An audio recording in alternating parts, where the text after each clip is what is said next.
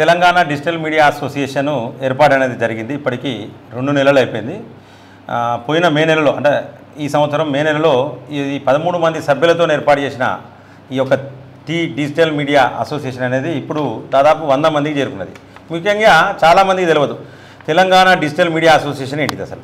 ఎందుకంటే digital media association అనేది YouTube channel నడుపుకునే యూట్యూబ్ డిజిటల్ మీడియా జర్నలిస్టుల కోసము, వాళ్ళ ఛానళ్ళ కోసము, అలాగే కొంతమంది ఈ పేపర్ నడుపుకుంటారు, అంటే డిజిటల్ పేపర్ నడుపుకుంటారు. సో వాళ్ళ కోసము పెట్టిందే ఈ యొక్క డిజిటల్ మీడియా అసోసియేషన్. సో ఇది తెలంగాణ రాష్ట్రంలో ఉన్న యూట్యూబ్ ఛానల్ నడుపుకునే, అంటే వార్తలు నడిపే యూట్యూబ్ ఛానల్ నడుపుకునే వాళ్ళు, అలాగే ఈ యొక్క ఈ పేపర్ నడుపుకునే వాళ్ళందరూ కూడా ఇందులో సభ్యులుగా ఉంటారు. సో ఇది 13 మందితోని స్టార్ట్ అయిన ఈ యొక్క అసోసియేషను ఈ రోజు వరకు దాదాపు 100కు పైగా మంది అసోసియేషన్కి వచ్చారు. ఈ సందర్భంలో నన్ను కొత్త అధ్యక్షునిగా పుప్పాల రజనీకాంత్ నన్ను పొలిటికల్ వైబ్స్ న్యూస్ ఛానల్ నాది. సో నన్ను కొత్త అధ్యక్షుడిగా ఎన్నుకున్నందుకు అందరికి కూడా పేరున శిరస్సు వంచి ధన్యవాదాలు తెలియజేస్తా ఉన్నా. ముఖ్యంగా ఏంటంటే ఈ యొక్క అసోసియేషన్ ముఖ్య ఉద్దేశాలు ఏంటి అనేది నేను ఈ యొక్క వీడియోలో చెప్తున్నా. దీంట్లో ఏంటంటే యూట్యూబ్ ఛానల్ నడుపుకునే వాళ్ళు, ఈ పేపర్లు నడుపుకునే వాళ్ళు సభ్యులుగా ఉంటారు. అలాగే దీంట్లో భద్రత అనేది ఫస్ట్ ప్రియారిటీగా భద్రత అనేది తీసుకున్నాము. అంటే ఏ ఒక్క యూట్యూబ్ ఛానల్ నడుపుకునే డిజిటల్ మీడియా జర్నలిస్టును కానీ, ఈ పేపర్ నడుపుకునే జర్నలిస్టు మీద కానీ దాడులు జరిగిన, అక్రమమైన కేసులు పెట్టినా కూడా ఖచ్చితంగా ఈ యొక్క అసోసియేషన్లో ఉన్న ప్రతి ఛానల్, ప్రతి పేపర్ కూడా ఖచ్చితంగా స్పందిస్తుంది. వాళ్ళకు న్యాయం జరిగేంత వరకు పోరాటం చేస్తుంది. ఇది నెంబర్ 1 పాయింట్. నెంబర్ 2 ఏంటంటే వెల్ఫేర్. దీనికి సంబంధించి అంటే సంక్షేమం, ఈ యూట్యూబ్ ఛానళ్ళకు సంబంధించిన లేకపోతే ఈ పేపర్లకు సంబంధించిన జర్నలిస్టులకు ఈ యొక్క సంక్షేమం కోసం కూడా ఈ యొక్క ఆర్గనైజేషన్ పనిచేస్తుంది. అలాగే దీంట్లో సభ్యులు ఈ యొక్క ఈ పేపర్లో పనిచేసే జర్నలిస్టులు కావచ్చు, అలాగే ఈ యొక్క యూట్యూబ్ ఛానళ్ళలో పనిచేసే జర్నలిస్టులు కావచ్చు, వీళ్ళందరినీ కూడా ఇందులో సభ్యులుగా తీసుకుంటాం. సో ఇది ముఖ్యంగా ప్రతి ఒక్కరికి మేము తెలియజేస్తూ ఉన్నాం. అలాగే నెక్స్ట్ ఏంటంటే ఈ యొక్క డిజిటల్ మీడియా అసోసియేషన్లో లీగల్ ప్యానల్ కూడా ఉన్నది. అలాగే మీ ఛానల్స్ ఏదైతే మీ యూట్యూబ్ ఛానల్కి సంబంధించి ఏమైనా సమస్యలు ఉన్నా కూడా, కొన్ని ఈ యొక్క టెక్నికల్ ప్రాబ్లమ్స్ ఏమైనా ఉన్నా కూడా గైడ్ చేయడానికి కూడా దీంట్లో చాలామంది సీనియర్ జర్నలిస్టులు, సీనియర్ యూట్యూబ్ ఛానల్ నడుపుకుంటూ కూడా చాలామంది ఉన్నారు.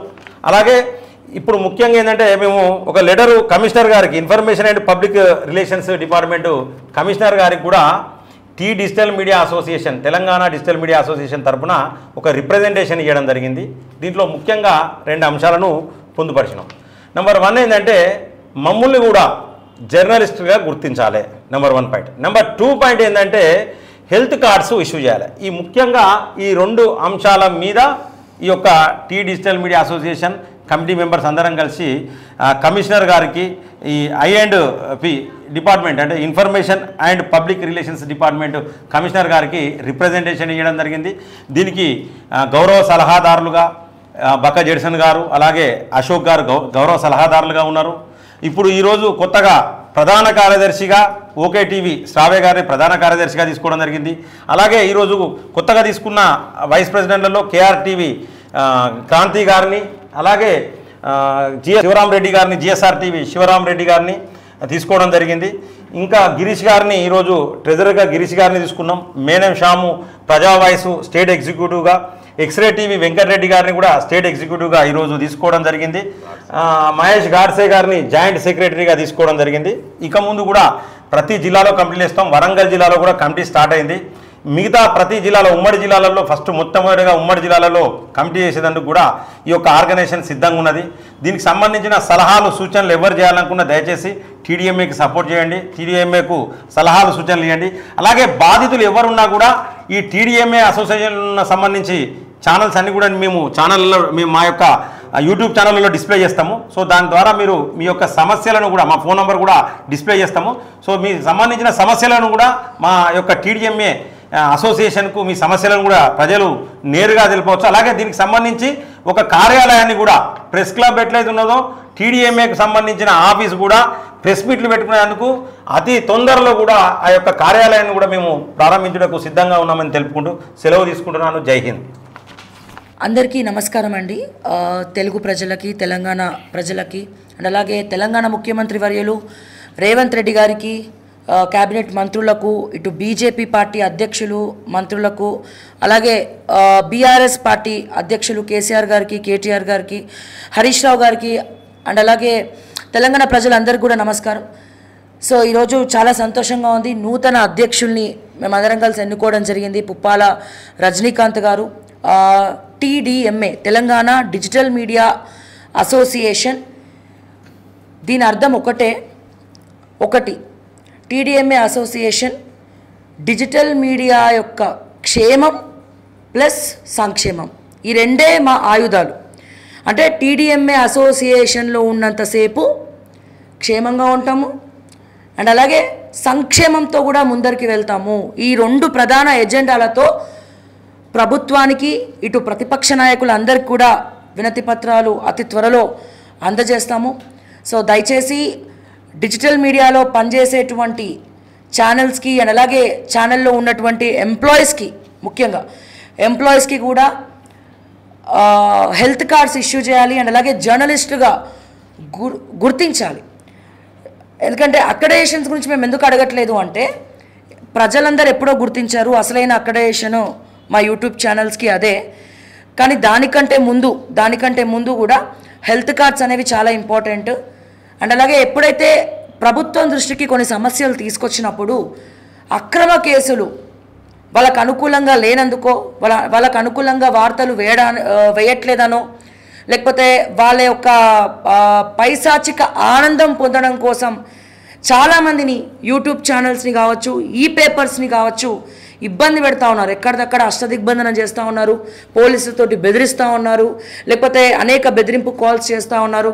సో ముఖ్యంగా వాళ్ళందరికంటే ముందు TDMA అసోసియేషన్ ముందుండి ఇవన్నీ కూడా ఎదుర్కోబోతుంది ఇక ముందర అని మరొక్కసారి తెలియజేస్తూ, దయచేసి అతి త్వరలో ముఖ్యమంత్రి గారిని కూడా కలుస్తాము అండ్ అలాగే INPR మంత్రి గారిని అండ్ అలాగే కమిషనర్ గారిని, ప్రతిపక్ష నాయకులందరినీ కూడా కలిసి వినతి పత్రాలు ఇస్తాము. సో దయచేసి మా సంక్షేమం గురించి మీరు కూడా ఆలోచించాలి అని చెప్పి మరొకసారి తెలియజేస్తూ థ్యాంక్స్ అండి. అందరికీ నమస్కారం. ఈరోజు స్టేట్ ఎగ్జిక్యూటివ్ మీటింగ్ అయింది. అందులో ప్రెసిడెంట్, జనరల్ సెక్రటరీ, ట్రెజరర్ మరియు ఎగ్జిక్యూటివ్ మెంబర్స్గా దాదాపు ఇప్పటికీ 100 మంది సభ్యులు TDMAలో వచ్చిండ్రు. ఖచ్చితంగా మేము ఈ ఆర్గనైజేషన్ ఏవైతే ఎక్స్పెక్టేషన్స్ ఉన్నాయో ఆ ఎక్స్పెక్టేషన్ ఖచ్చితంగా రీచ్ అవుతామని చెప్పి తెలియజేసుకుంటున్నాం. కాబట్టి ఉన్న డిజిటల్ మీడియా ఇంకా మెంబర్షిప్ కాని అటువంటి వాళ్ళు మీరు ఖచ్చితంగా రావాలని కోరుకుంటున్నాం. ఎందుకంటే దీనికి ముందు ఇంకా ముందు అంటే అందరి క్షేమం కోసము, లేకుంటే భద్రత కోసము TDMA ముందుకు పోతుందని తెలియజేసుకుంటూ సెలవు తీసుకుంటున్నాను. Thank you. TDMA నార్మల్గా ఇప్పటి వరకు నేను మొదటిసారిగా రావడం, అంటే నార్మల్గా ఒక ఇంట్లో ఒక ఇద్దరు అన్నదమ్ములు, ఇద్దరు అక్క చెల్లెళ్ళు, కొడుకు బిడ్డలు కొట్టుకొని దండుకుంటా ఉంటే పక్కోడికి అలసైతా ఉంటుంది, వాడు కుట్రలు కుతంత్రాలు చేస్తూ ఉంటారు. ఇక్కడ ఉన్న జర్నలిస్టుల మీద అందరిపైన అనేక రకాలుగా కేసులు పెట్టిండ్రు. జడ్సన్ అన్న పైన అనేక రకాల కేసులు, ప్రతి ఒక్కరిపైన కేసులు ఉన్నాయి. బట్ ఇప్పటి వరకు నేను సింగిల్గా ఉన్నా అన్న హోప్ ఉండే. క్యూనిస్ నుంచి బయటకు వచ్చిన తర్వాత ఏం జరిగిందో అందరికీ తెలిసిందే. ప్రజా వాయిస్ పెట్టుకున్నాను, ఎవడో పెట్టించిండు, ఏదో పెట్టించిండు అని రకరకాలుగా ఉన్నది. బట్ ఎవడు సింగిల్ NP ఇవ్వలేదు. నా కష్టమే నేను నిలబడ్డాను, మా భార్యతో లోన్ పెట్టించి చేసుకున్నాను. కానీ ఇక్కడికి వచ్చిన తర్వాత ఏంటంటే ఒక భరోసా, ధైర్యం అనేది నాకైతే 100% వచ్చిందని ఆ ఉద్దేశం కొద్దిగా మాట్లాడుతున్నా. TDMA నిజంగా బలోపేతం అయితే తెలంగాణ రాష్ట్రం ఇక్కడ ఉన్న జర్నలిస్టులకు మంచిది అవుతుందా మంచిది కాదా పక్కన పెడితే తెలంగాణ రాష్ట్ర ప్రజలకు మాత్రం భరోసా